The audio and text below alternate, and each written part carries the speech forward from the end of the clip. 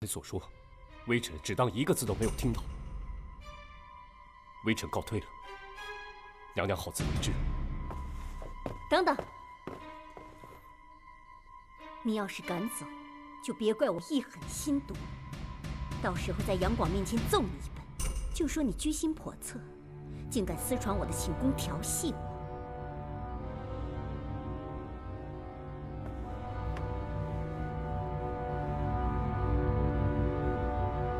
你可知道，这是诛九族的重罪？娘娘自重。你敢！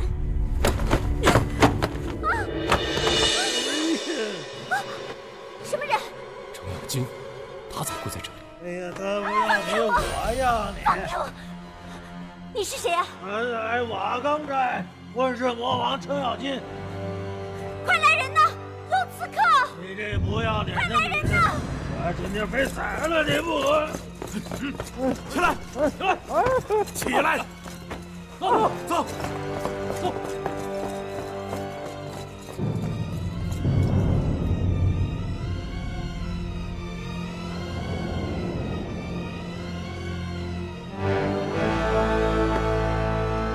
启奏皇上，混世魔王程咬金私闯行宫，现已被捉拿。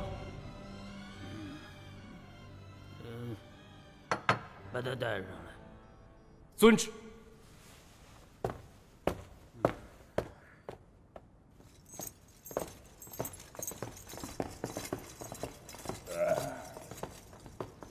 哎呀，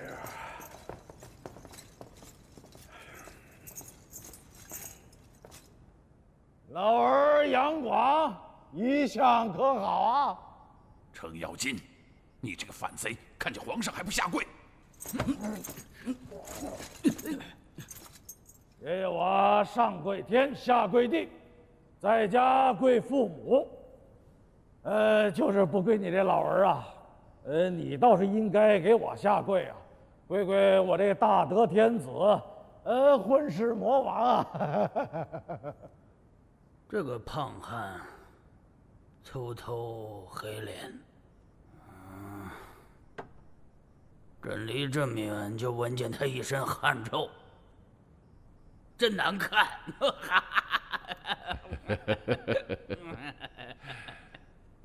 你怎么进来的？带了多少同伙？从实招来。老儿啊，就你这个行宫啊，爷爷我想进就进，想出就出，谁也拦不住啊。同伙嘛。9省的百姓都是爷爷的同伙啊，他们想吃你的肉，想喝你的血。爷爷，我今天来杀你，就是他们的意思。啊，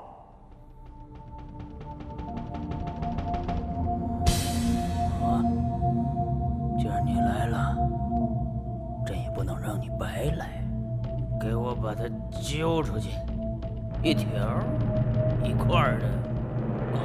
哎呀，杨广老儿啊，爷爷我怕骗你，你一刀把我剐了算了。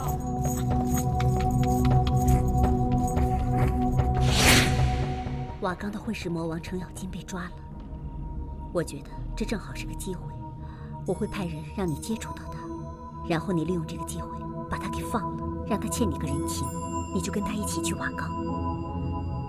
等将来你在瓦岗有了你的势力。 我才好投奔于你啊！去瓦岗，你不是说笑吗？杨广这样下去是必定会亡国的，还有宇文化及那个老家伙从中作梗，你这样下去是不会再有发展的，只能另想办法，要不然肯定会死在宇文化及那个老狐狸手中的。待会儿你就去刑场救出程咬金，其他的事情我来安排。 好吧，我知道了。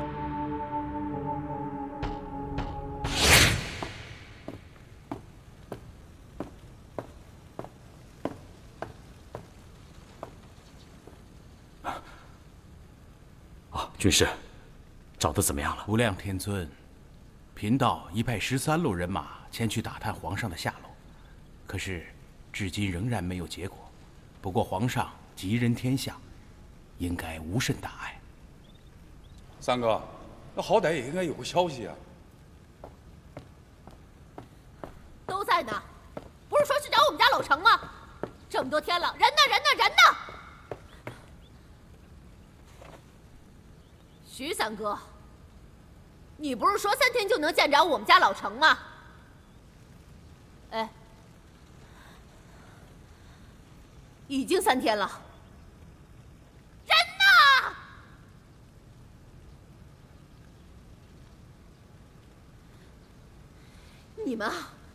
你们一个个都好好的在这坐着，没有一个人管我们家老程的死活呀，还不让我去找，真是老程的好兄弟啊，好兄弟！哎，弟妹，已经派人去找了啊，相信很快就会有下落，别急啊。天天打探，还天天打探呢，我天天也没个信儿啊，还不如不打探呢。要是我们家老程有个3长2短的，我也不活了。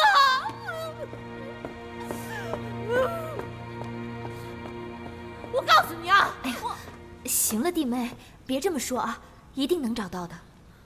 啊，四嫂，你别担心，他们不管四哥，我管，我陪你去。哎呀，三哥都说了，能找到就一定能找到，再安心的等等，先别着急。那，再等等，再等等，再等等吧。哎呀，我就坐这等了，老程不回来我就不走了。你们还不快去给我找啊！找人呢，快去呀！找人呢！我们家老程怎么命这么苦啊？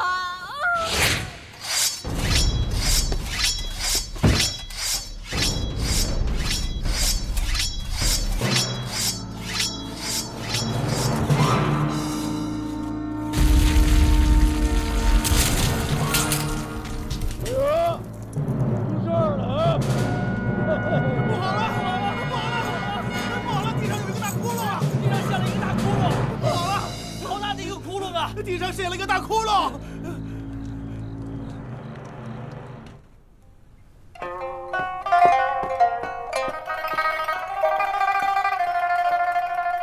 禀皇上，王宫东北角处陷了一个大洞。无缘无故，平地塌陷。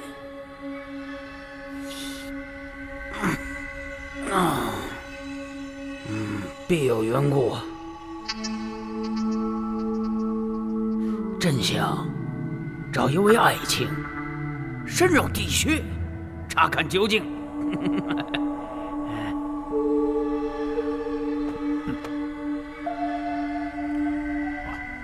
皇上，下这个地穴吉凶莫测，倘若凶多吉少，那下去的人上不来，那皇上一样不知道地穴里面的究竟。依臣之见，倒不如叫刚才要凌迟处死的程咬金下去，先探个路。倘若他死在里面，那就算处死了他；倘若他探个究竟明白，活着上来了，到那时候再处死他也不迟。皇上，不知您意下如何？有趣，把那个那帮汉子叫回来。是。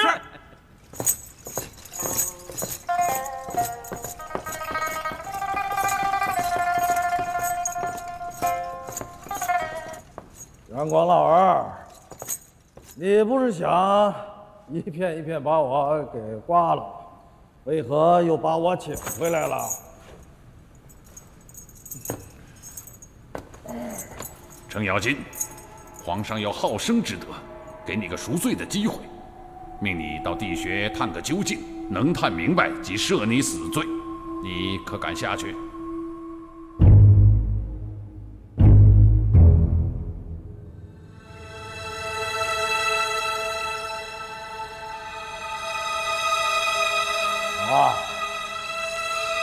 我答应。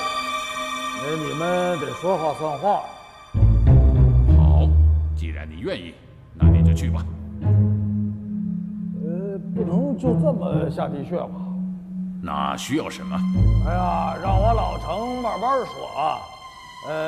你们啊，就在这个地穴这个口这儿啊，架一个3肘架啊，准备一个滑车，一根绳子，再准备一个大箩筐。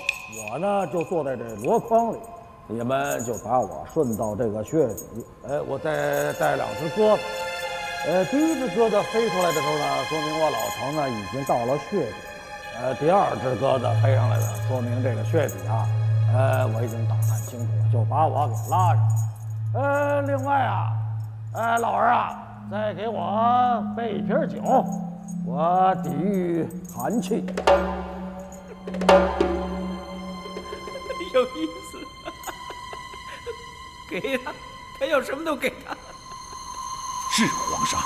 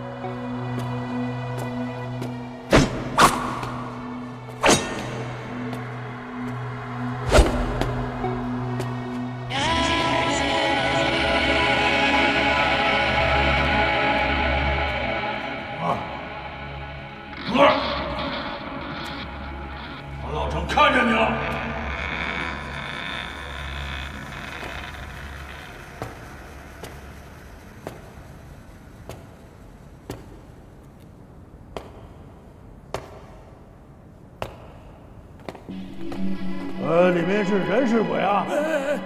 你可是混世魔王程咬金呐？你是？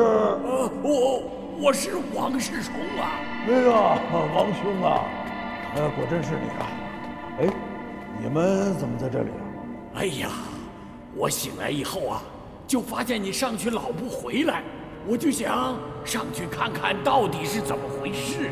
可是我怕爬到寝宫又特别危险，我们啊就把这个地道挖了挖。你猜怎么着？挖着挖着就挖塌了。哎，我呀上去以后，没杀成老儿，让老儿给抓了。正在砍头的时候，行宫里陷了一大坑，阳光老儿就让我下来了。我这不又下来了吗？哎呀，你可是吉人天相啊！哎，贤弟啊，要不我们现在就从这个地道赶紧跑吧！来，王兄啊，我不能走。我要是走了，阳光老儿再派人下来，这个地道就废了。哎呀，贤弟啊，你要是再上去，那真是死路一条啊！嘿嘿，王兄，我自有办法。老兄啊，这是牛头，是做甚的？嗨，拿来吓唬人用的。借我一用啊！哎，给他啊！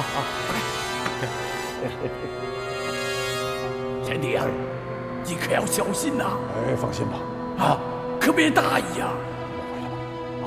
回去吧。哎呀，小心呐！放心吧，回去吧。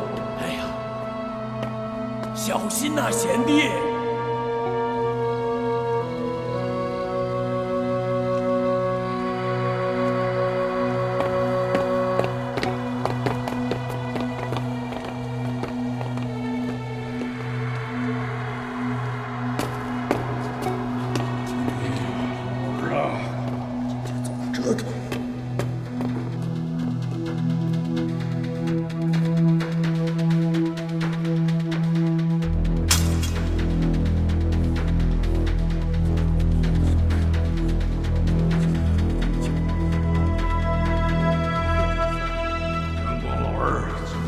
吓死你不可！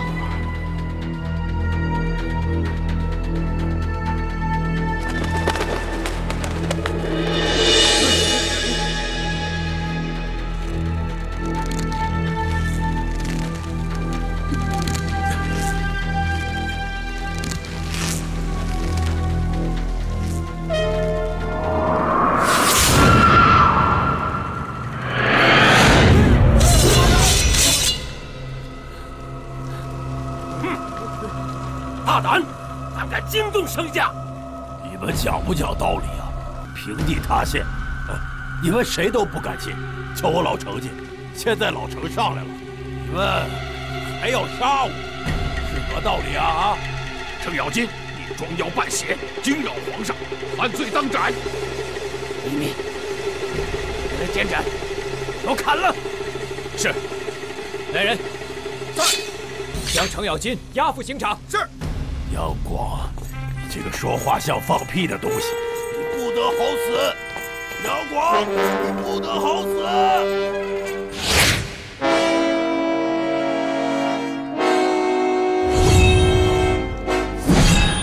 慢，把程咬金给我带上来。哎呀，他娘的，砍个头还这么磨磨唧唧的，砍！你别听他，砍！起来，走！奶奶的，一刀下去不就完了？真费劲啊！这，哎呀，他娘的，你叫我做甚呢？啊！哎，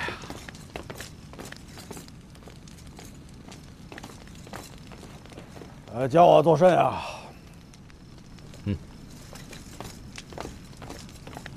久闻混世魔王豪爽仗义，今日一见，果然名不虚传。你跟那些混账王八不一样，你识货。你可知我是谁？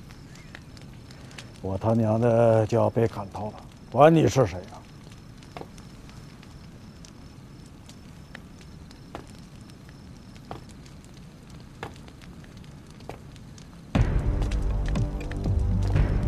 我乃李密，本是朝中3品官员，无奈受奸贼袁化吉排挤，险些丧命。久闻瓦岗军大名，早就想投效瓦岗，一展抱负，却没有机会。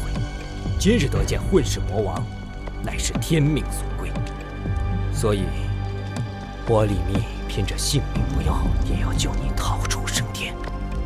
真的，我老程还能活？兄弟啊，真够义气！如果你把老程我给救出去，哥哥我就把这身龙袍让给你，我还会把大魏国的皇位也让给你。绝无戏言，绝无戏言。好，你记住了，从现在开始不必多言，只需跟着我走。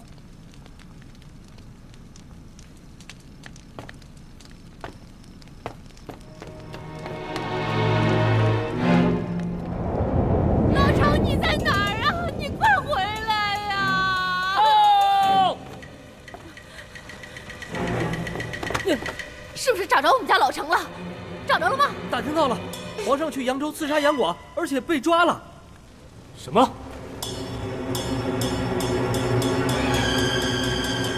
我抓住了，那还能有命吗？被一个叫李密的监斩官给救走了。呀，你是能把话说完吗？李密，其实我早有耳闻，这李密不简单呐。这杨广下扬州的运河总管，就是他。哎，我不管那些，你就告诉我，我们家老巢他现在人在哪儿呢？他们逃走之后，连隋朝派军都找不到，小的就更不知道了。你这个废物！弟妹，莫伤心啊！咱们四弟呀，是吉人天相，这隋军都没有抓住他，想必迟早都会回来的。哎，再去探。是。哎，月儿，你呀，扶着弟妹赶紧回去，好好休息。弟妹，一有消息，我立刻派人来报。走吧，来。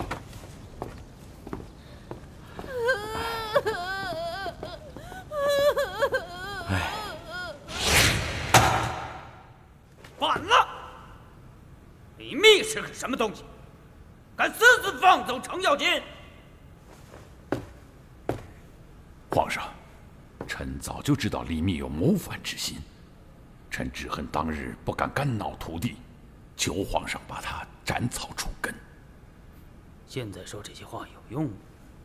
皇上，当今天下，反王之中还是以瓦岗为首。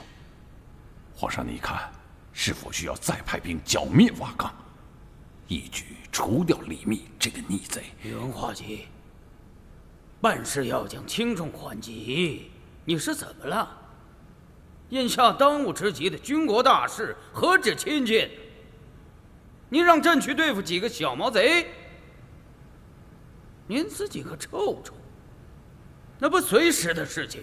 以后这种小事情不要找朕，让他们解决。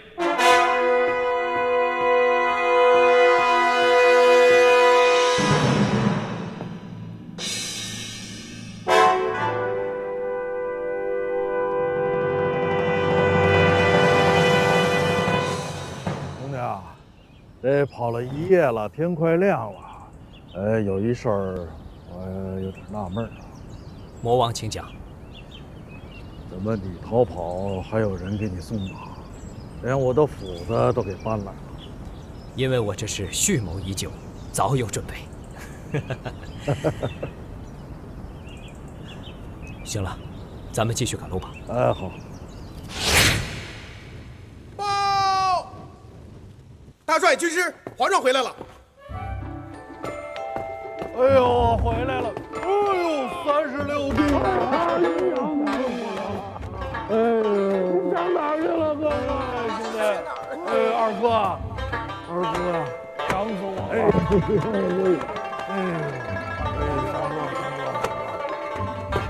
咬金！哎呦，夫人！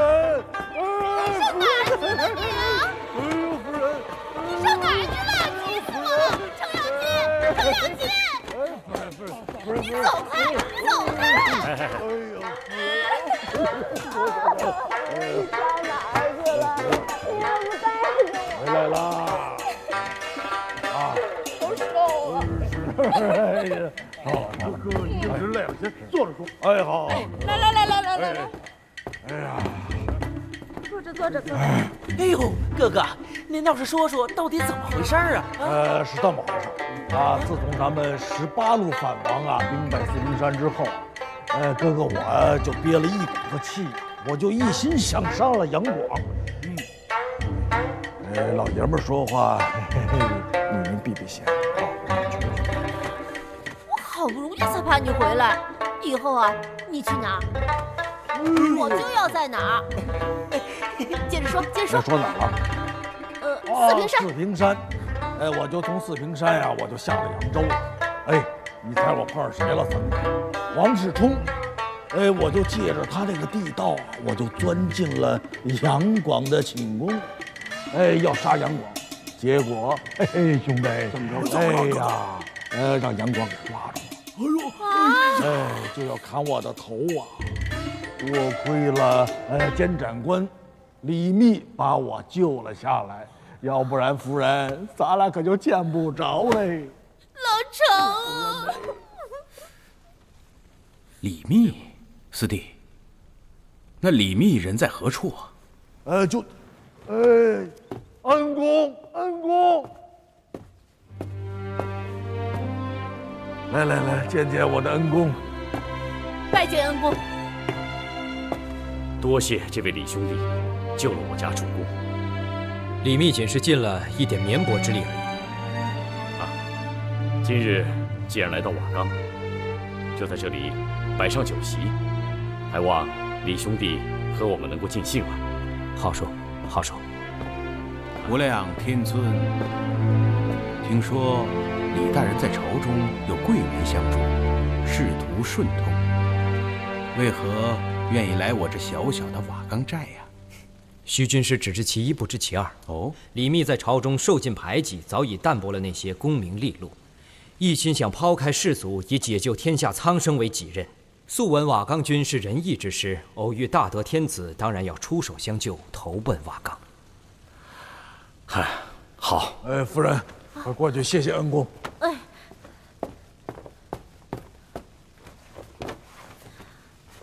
拜谢恩公。嫂嫂请起，李密可担当不起。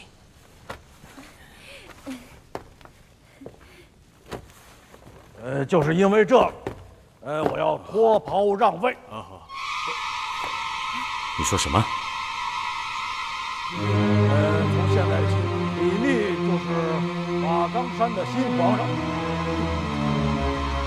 四哥，你说这话啥意思啊？不想当了，让给36弟我呀，我穿这身衣服啊。下回，下回哥哥就让给你。你怎么脱你的袍子？夫人，气死我了！这李兄刚到瓦岗，对瓦岗之事还不甚了解，接不接受也未可知。有何不愿意的呀？好歹是大魏国的皇上，总比大隋朝的芝麻官强多了，是吧？36弟，气死我了！此事可否缓一缓，容我们再商量商量。三哥，还有什么可商量就这么定。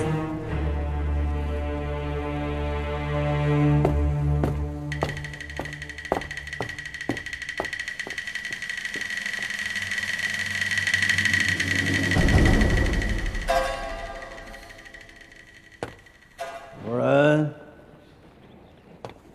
嘿嘿嘿，夫人，哎呀，我渴了，嘿嘿，怎么了？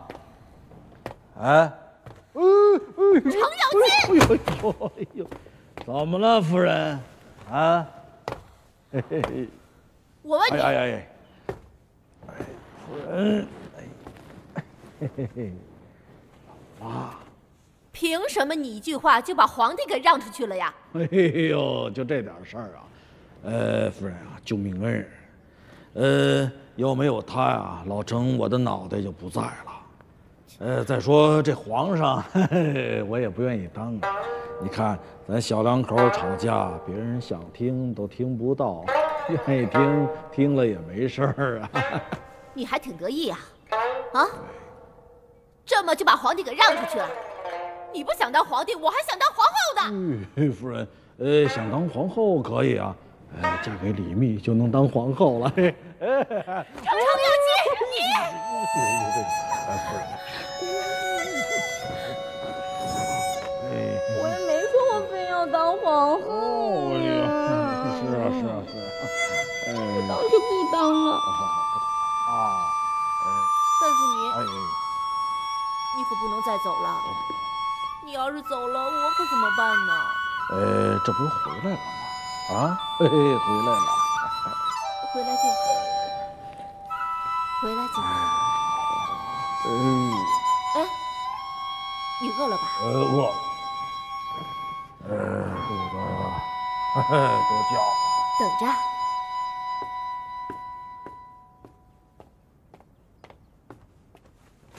这些呀，都是我准备去找你，带给你吃的。哎，都是你爱吃的。来，快吃点吧。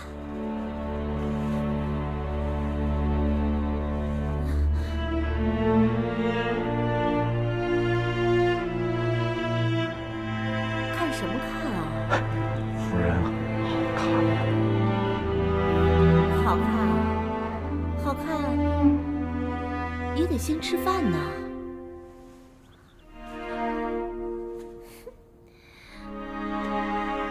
哎，等等，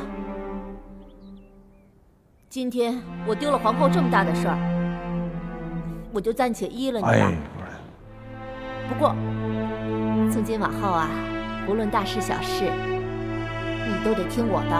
大事小事我都听啊，嘿嘿。这个夫人让干什么咱们就干什么啊！嘿嘿嘿嘿。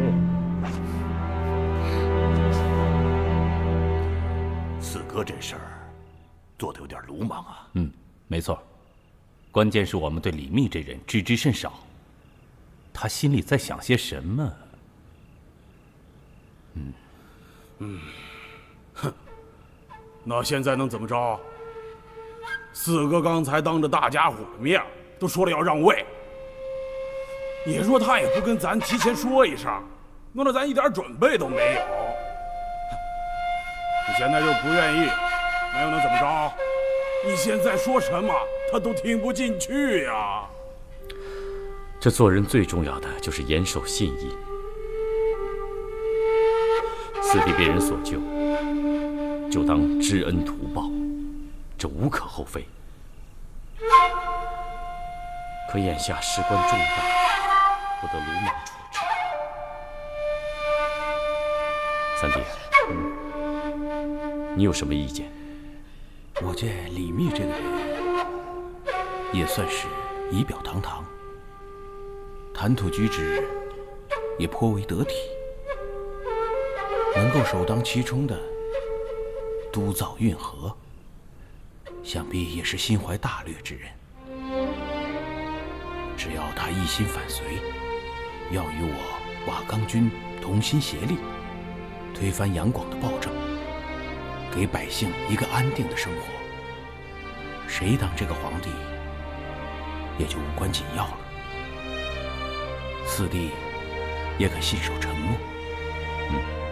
三哥说的也不无道理，且让他先坐着。倘若他不能胜任，到时候咱们再让他让位。嗨，这让来让去，简直就是儿戏。我看这老程啊，办事也不咋地，哼，嘿嘿，还不如让我这……这样好不好？到时候咱们兄弟们一起推荐表哥来当。哎，这对啊！这样瓦岗还是咱们的瓦岗。兄弟们，别琢磨了，事到如今也只能这样了。这明日一早还有禅让大典，不早了，都回去睡吧。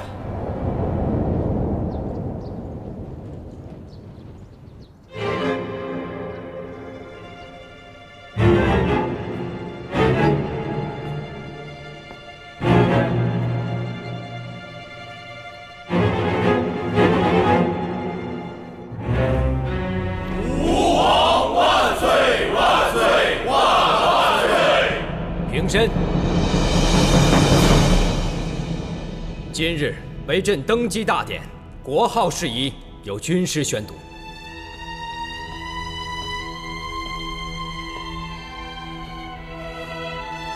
众人听旨。诏曰：戊子年4月，我瓦岗混世魔王大德天子程咬金让位于魏王李密。自今日起，废除混世魔王大德天子之称号，沿用原国号为大魏。李密称魏王，所有旗号一律更换，原封官职一概不变。钦此。谢皇上。今日盛典，瓦岗欢庆，全天设宴，犒赏三军。禀魏王，若元丰官职不动的话，则前皇上程咬金就没有官职了。我与咬金情同兄弟，当日又有相互扶持之恩，不如我就封你为一字并肩王，在瓦岗之内，一人之下，万人之上，如何？李密啊，我什么王都不要了，你要是封就封我一个谏官大3级，也管你3分，如何呀？对了，我老程好打仗啊，再封我个先锋官。哥哥，这行啊？行吧？以前没有的。哥哥我自创的，行吗？封不封啊？好，朕就封你为谏官大3级。大魏国兵马大元帅帐下，前部正任都先锋，有先斩后奏之权。哥哥，谢皇上，谢皇上，恭喜啊！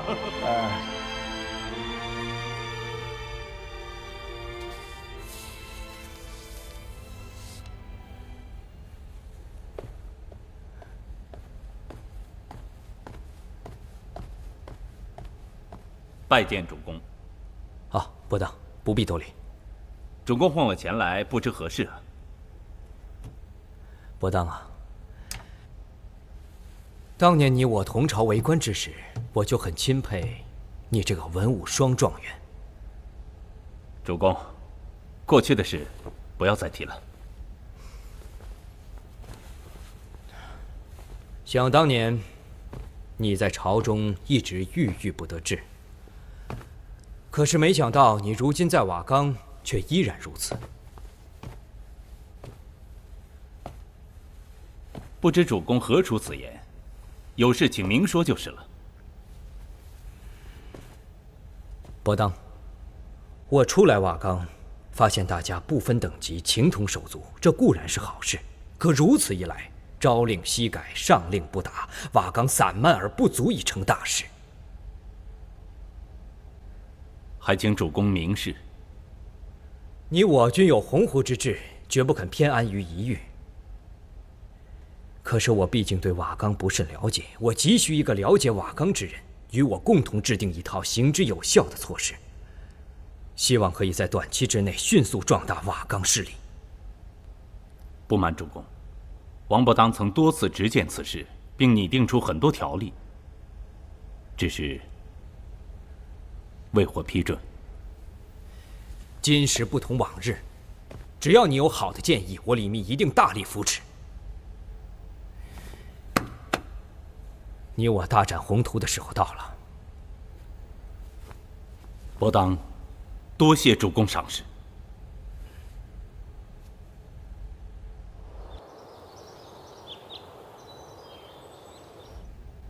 吾皇万岁万岁万万岁！众爱卿平身。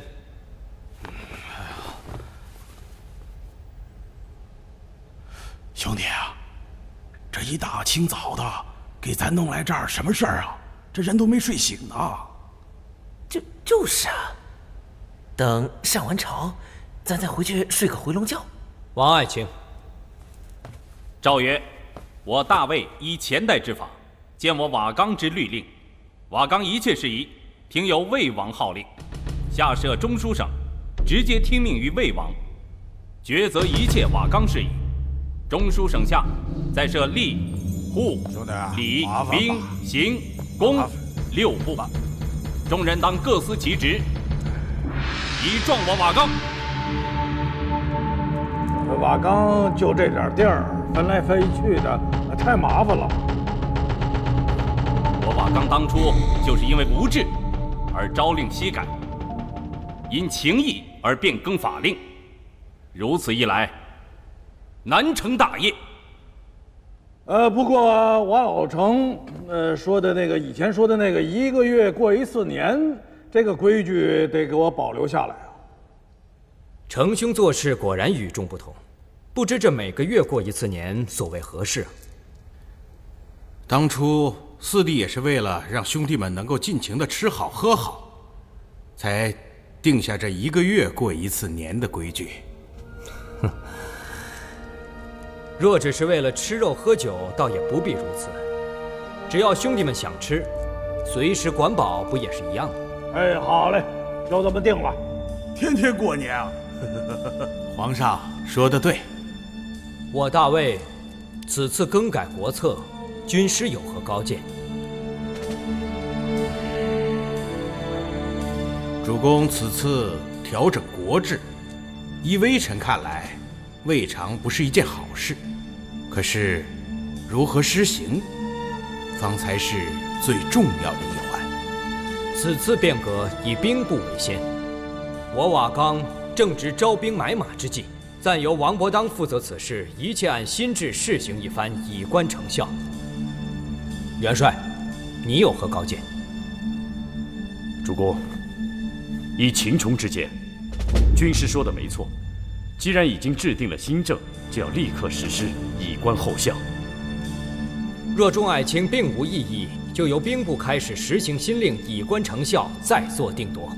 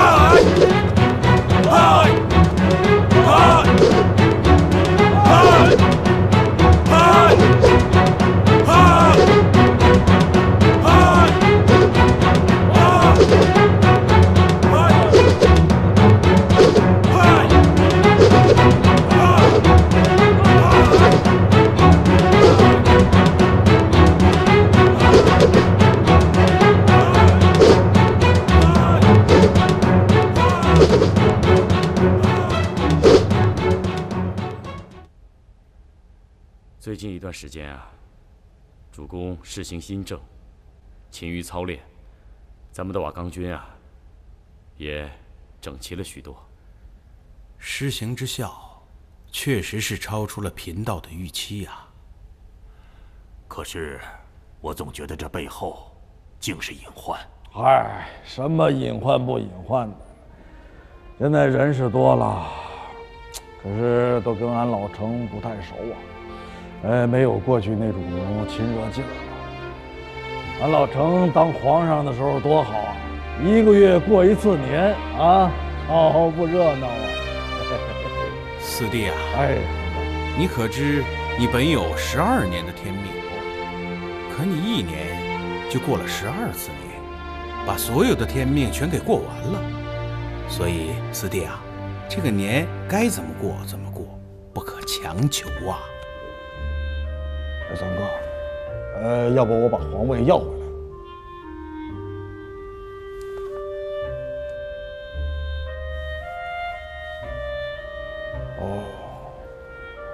懂了。现如今瓦岗人士多了，可是他们呢，只认领命，自然大家就没有从前那么亲近了。表弟，这话也不能这么说。兄弟们来到瓦岗呢，就是为了共谋反隋大业。眼下，咱们就别提什么所谓亲疏了。哎，人是多了，免不得存有二心呐。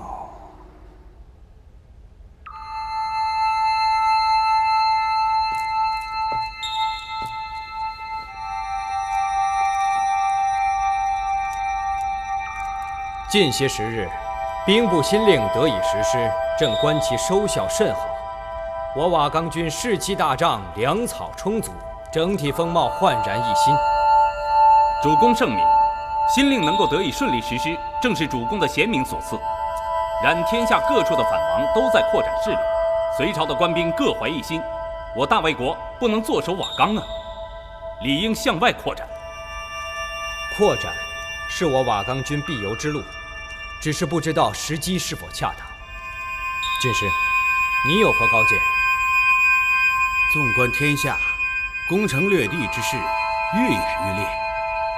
我瓦岗此时出兵，也未尝不可。不过，这线路计划还需斟酌。打，必须打！对，四哥说的对，必须打，要不然全让窦建德那狗犊子抢光了，什么都没有了，什么都没有了。攻打城池呢，不能舍近求远，不能将战线拉得太长。瓦岗城内也要保持适当数量的士兵，不能出现亏空，否则敌人前后夹击，我们就麻烦了。以微臣看，我们可以先取5关，再图大业。哪5关？红泥关、泗水关、临潼关、虎牢关、黄土关。大家意下如何？这5关是通扬州的必经之路，也是隋朝重兵把守的关口。其中，以霓虹关、临潼关最为重要。谁能把这5关拿下，谁就占得了先机。好，既然如此，请大帅派兵遣将吧。皇上，这回给我老七爷派一好活吧，也让我一展神威呀！拉倒吧，等你那假锤变真锤再说吧。皇上，36弟回来吧。谢四哥。此次我大魏国取5关，先取红泥关，由我和军师亲自出征，有先锋程咬金、谢应登、王君可、王伯当、李如辉、齐国远，率兵5000先行，大军随后就到。至于罗成和翟让，让他们留在城中守城。是。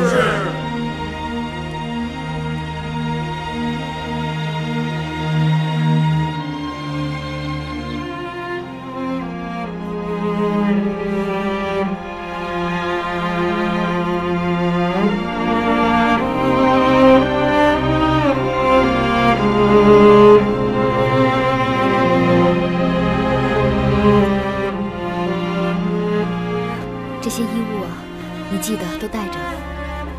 此次出征，不知道你什么时候才能回来，我也不能跟着你。你一定要好好照顾自己。放心，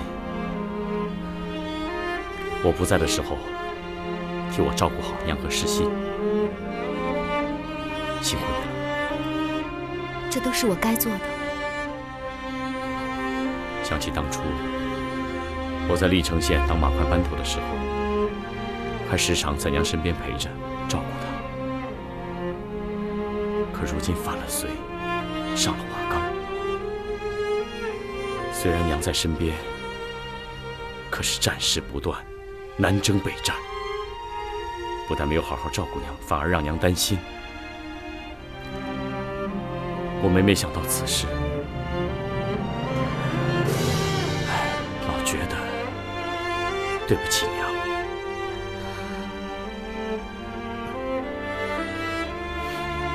不是还有我呢吗？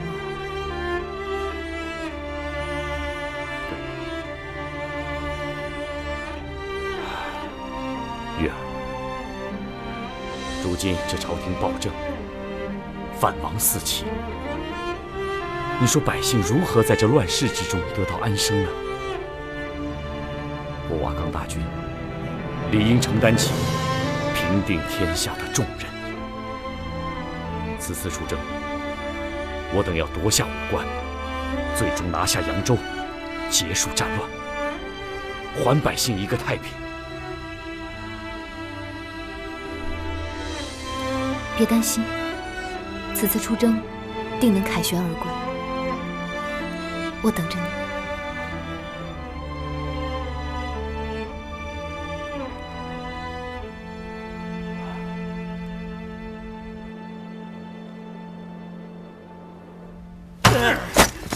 他们已经快到城下了。什么？瓦岗那帮反贼，还想在我的地盘上撒野？一群草寇，穿了龙袍，还真拿自己当万岁爷了！滚！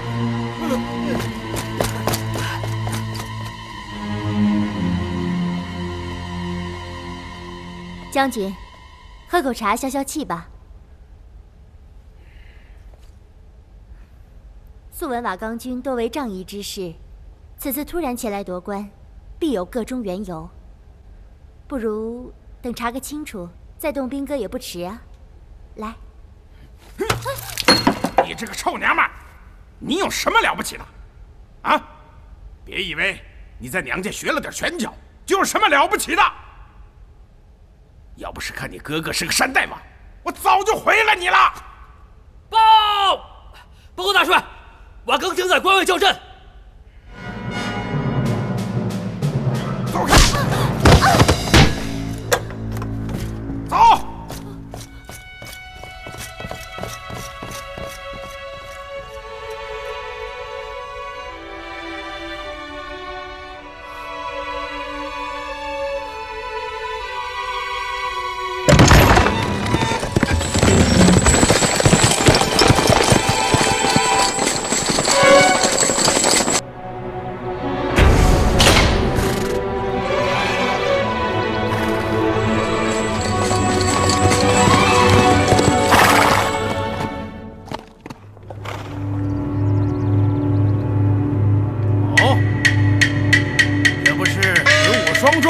王伯当嘛，正是在下。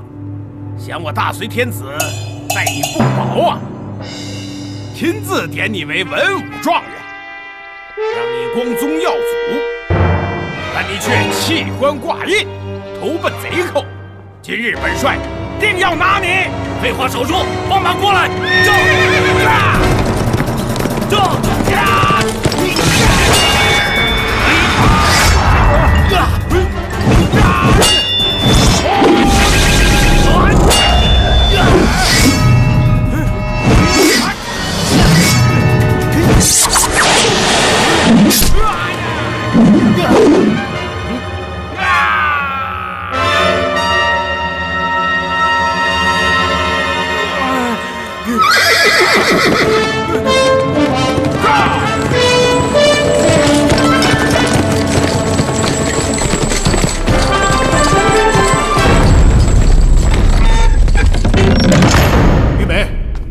玉梅，哥哥，你怎么来了？妹妹，听说瓦岗派兵要打红泥关，你的头怎么了？啊，没事，我不小心磕的。你看你，怎么那么不小心啊？来，快坐下。听说啊，瓦岗派兵10万，这守城的兵恐怕是不够用吧？不够用，我这就去打。哼，有妹夫在，也轮不到你出战啊。放心吧，哥哥已经把山上的人全都给带下来了。不好了，夫人，夫人，将军受伤了。什么？将军受伤了。走，快去看看。滚开！将军，你怎么了？将军怎么样了？是谁下如此狠手？王伯当那个狗贼！军医，还不赶快叫军医！是，剑给我拔下来！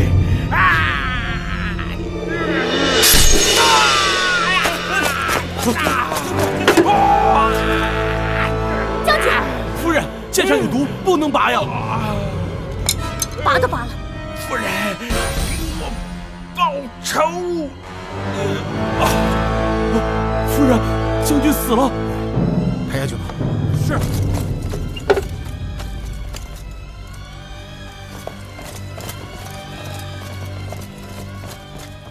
他死了，我东方玉梅便不再是他的妻子。我本不愿嫁他，他因哥哥是响马而看不起我，一言不合便大打出手。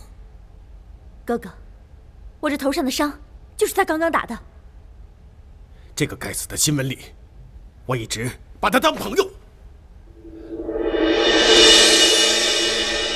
妹妹，那你今后打算怎么办？拿我的盔甲来，点兵5000，出城迎战。是。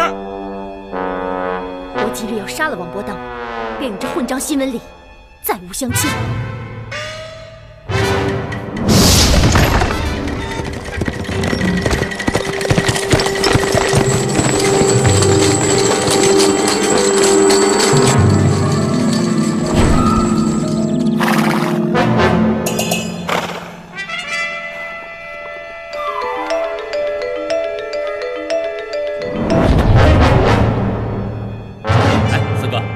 又有人前来应战，来者何人？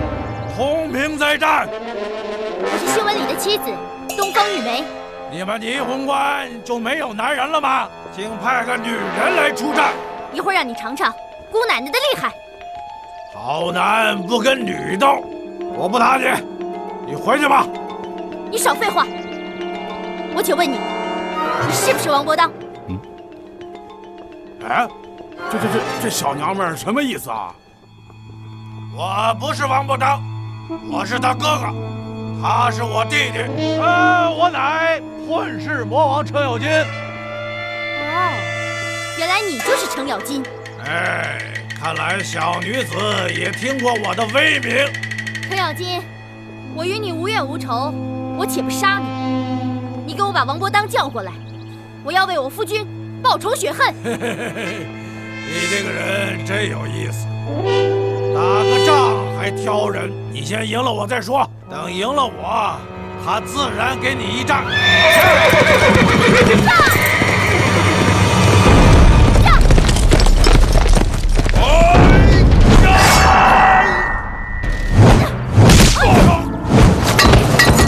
兄弟救我！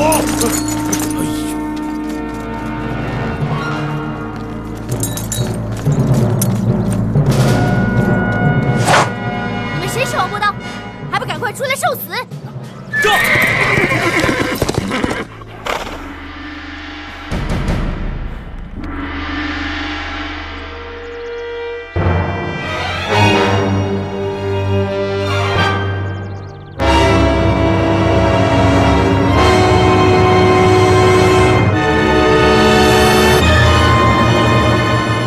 来人可是王伯当？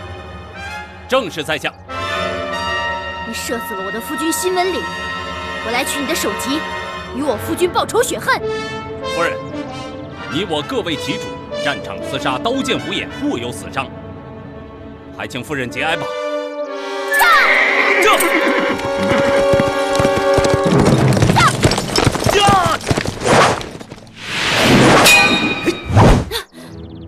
我欠夫人家一条人命，让夫人3招。东方玉梅，虽是那新闻里待你不好，但终有夫妻之情。面前这个人杀了你夫君，你怎能对他动心呢？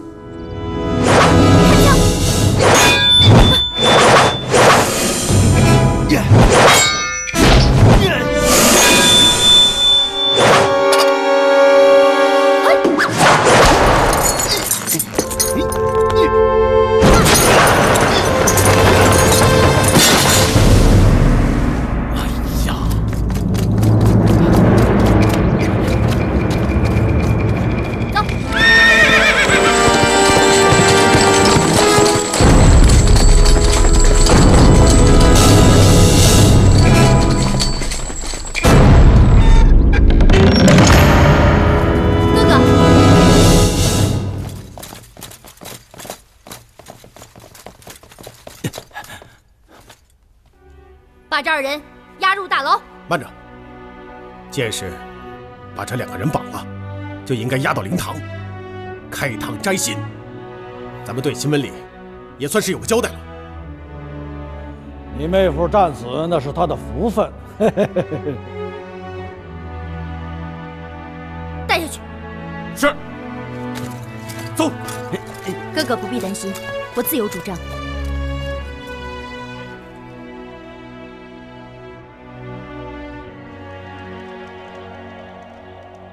大帅，军师，王大哥、程大哥就这样被抓走了。我们赶去之时，城门已经关上了。这个程咬金向来不顾军法，刚到关口，不摸清虚实，就贸然出战。捉取多久了？大帅到的时候，已经捉走3个时辰了。我们在城外叫阵，他们就是不应。二哥，我现在就带人去。如今天色不早，大军又刚刚赶到，此时不宜贸然行动。眼下只能先派人混入城内，打探一番，再做打算。如果真的打探到有所异动的话，所有官兵共同齐攻，定要救出这2位兄弟。末将愿去关内打探。小心行事。是。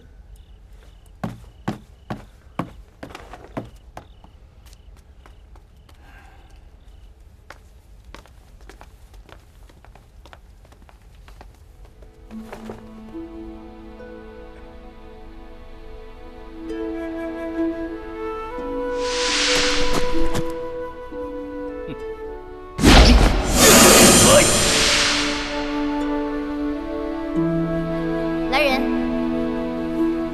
把我那件新做的衣服拿来。是。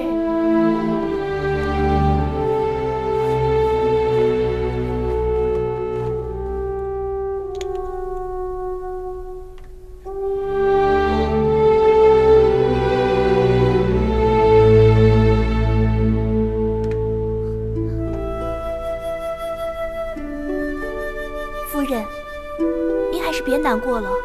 人死不能复生，大帅这次也是为朝廷尽忠而死，死了也光宗耀祖。您可千万别急坏了身子啊！你去准备一桌晚宴，今天晚上我要请客。这么晚了，夫人请谁啊？多嘴，让你去，赶紧去便是。是。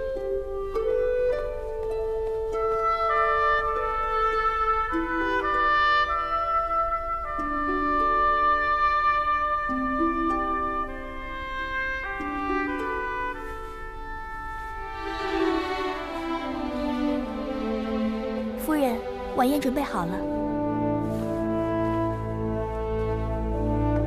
拿我的一支令箭，把程咬金带来，我要问话。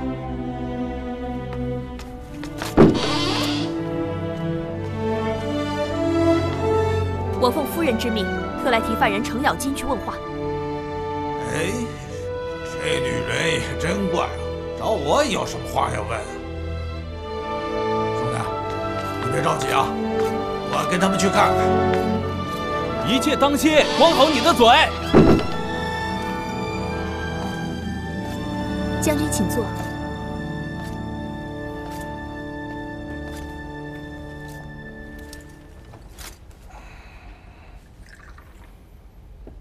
将军慢用。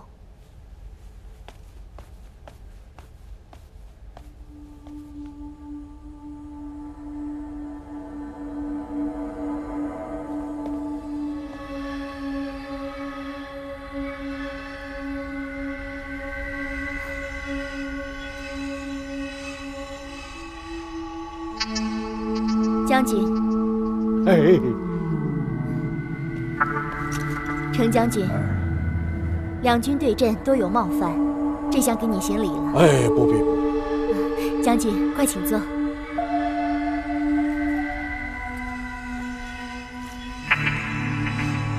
将军，这里有酒有菜，你就不用客气了。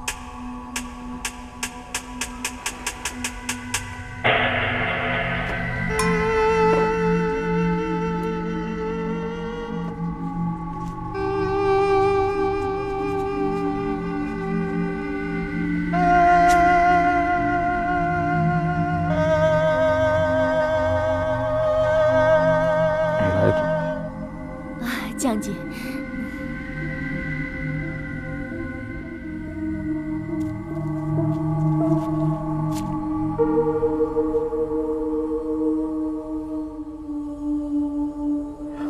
小狗儿，你这是何意啊？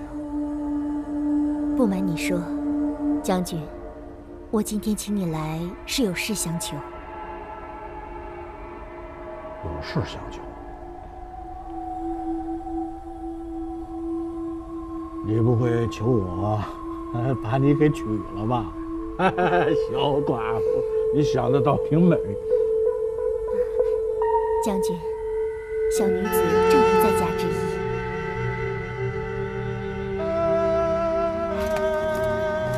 此话当真？将军，我的命好苦啊！有什么话慢慢说。将军，你有所不知，我原是北齐大将军东方燕的女儿，后来父亲战死，我就随着我的哥哥东方白四处流浪。哥哥当了降马，我被我那义父丁延平许配给了一个死了原配夫人的新闻里。起先两人相安无事，可是日子一长，我才发现那新闻里原来是一个好酒闹事、性情粗暴之人。后来，他常常以我哥哥是降马为由，对我打骂无常。他战死了以后，我就想，如果替他报了仇，这辈子我就与他再无瓜葛。是这事儿啊。他人死了，也算是恶人有恶报。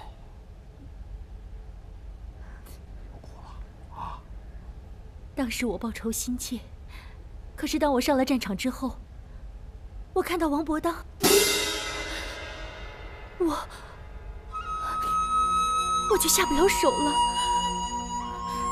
不怕将军你笑话，我就想，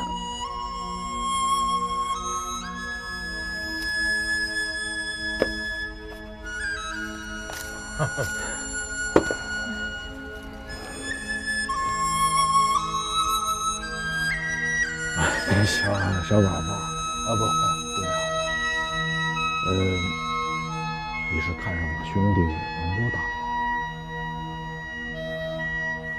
俗话说，头婚由父母，再婚由自己。我就……你跟我兄弟在一起啊，那真是天生的一对儿，再合适不过。如果此事能成，红泥关我愿意献出。当真？当真。来，有劳将军了。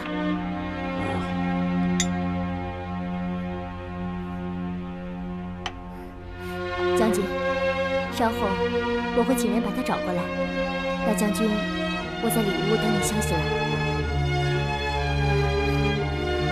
谢过将军。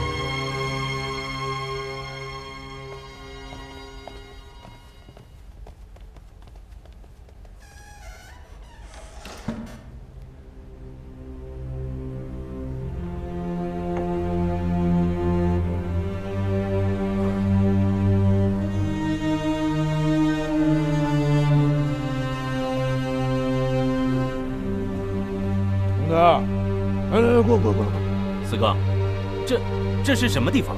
怎么又突然唤我前来？好事儿，饿了吧？赶紧吃点。能有什么好事？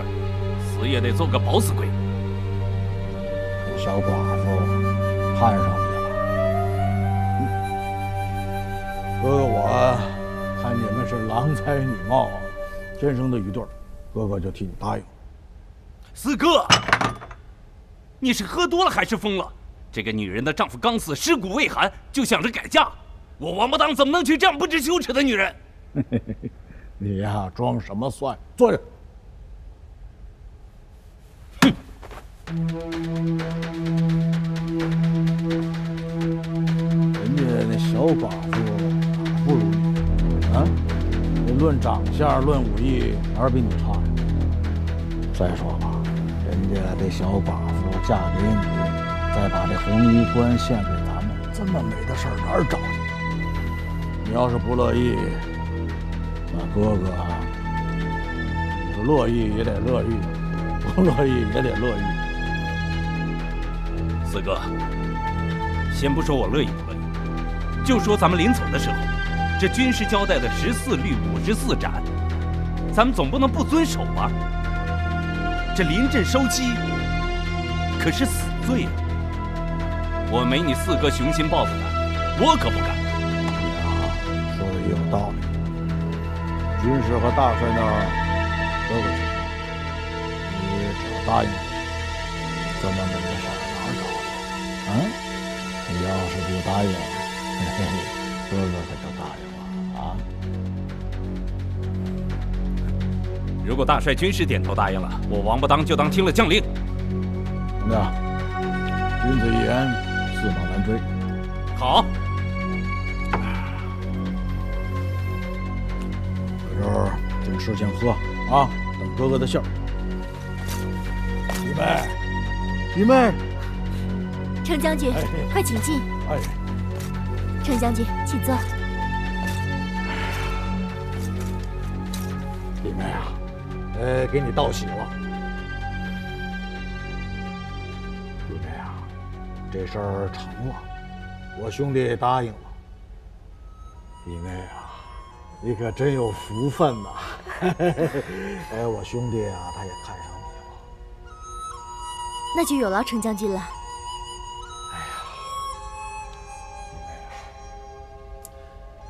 我们有个军令，这临阵收期是死罪。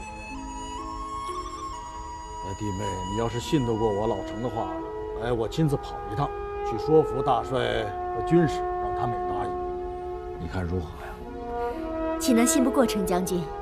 我看不如这样吧，明日中午我打开城门，再次迎接大帅和军师的到来。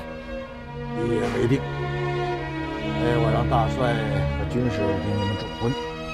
一言为定，那就要有劳程将军了。我这就派人送你出关。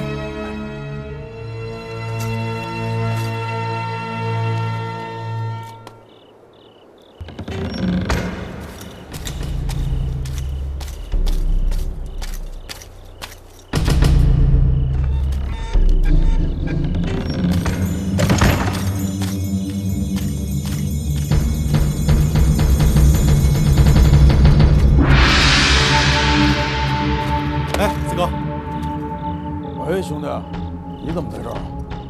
大帅和军师让我来打探你们的消息。怎么你一个人出来了？我王大哥呢？兄弟在城里享福呢。享福？兄弟，回大营再说。走走走。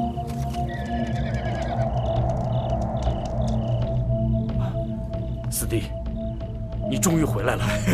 二哥说的没错，是俺老程命大，回来了。丢了大将，还敢回来？不，此言差矣啊。我回来那是报喜的。王八当这小子还真有女人缘。那个东方玉梅啊，不仅一身好武艺，还长得特别水灵。嘿嘿，他本来抓了王八当是要给西文里那个老头子报仇的，可一见王八当一表人才，非要嫁给他。真是这样，一举两得，还可少些征战，好事。程咬金，你可知王八当这是临阵收期？我们17律54斩是怎么说的？军师，临阵收期也得分情况。伯当这事儿，应该另当别论。对，对什么对？此次你贸然出战，还打了败仗。该罚。军师，我觉得四哥这事儿可以功过相抵。对呀，三哥。抵了。军师哥哥，是这样的，我跟那个东方小娘们啊约好了，明天晌午商议此事，到时候还望大帅哥哥、军师哥哥给他们二人证婚啊。哦。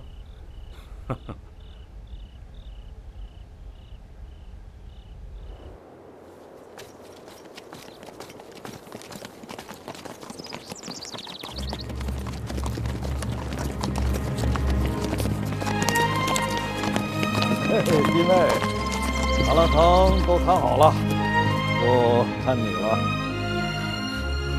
多谢程大哥成全。我兄弟呢？哦，就在城内。这是大帅。大帅。好，幸会。来，请。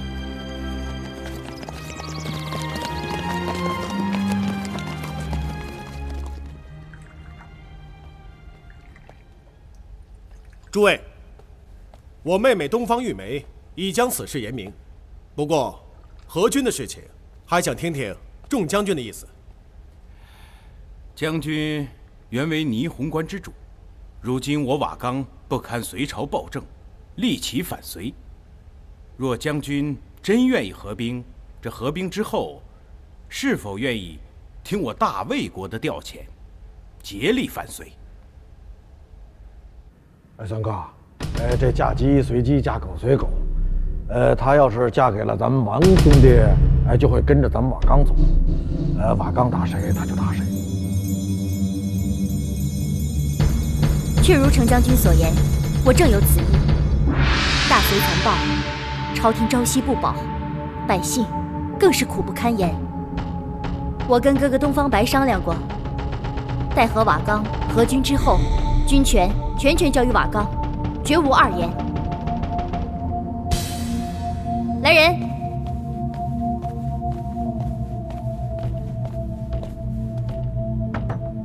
此乃我红泥关大帅帅印，现交于大帅，以表我们的诚意。三哥，军师，我看这合军的事儿也差不多了，大帅，三哥，赶紧赐婚吧，我把兄弟叫回来。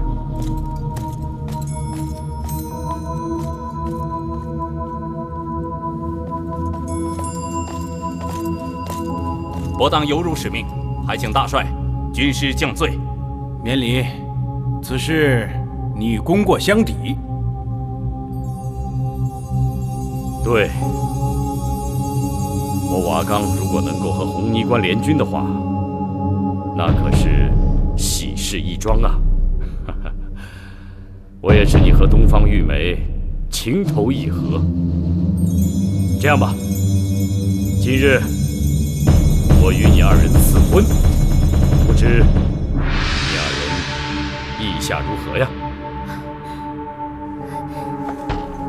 谢大帅恩典。多谢大帅赐婚。即刻后庭摆宴，为王伯当、东方玉梅二人成亲。不用军师费心，我们早已派人安排好了。兄弟啊，好有福气啊！弟妹都等不及了。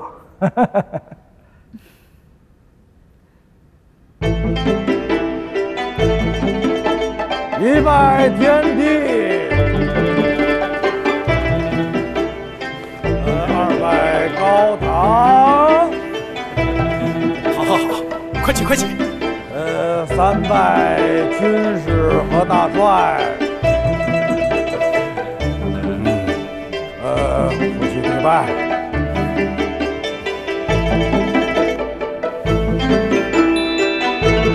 入洞房。好，大哥，入房啊！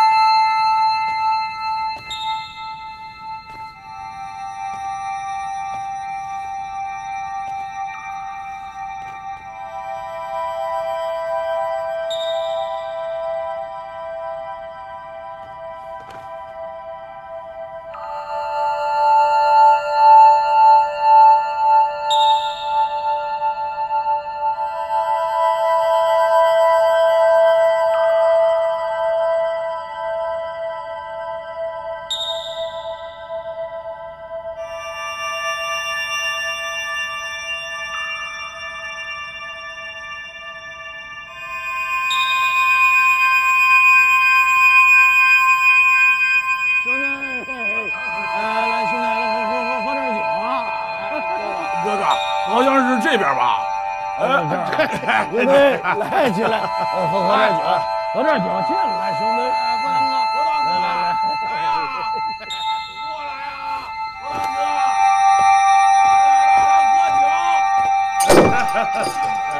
国当哥，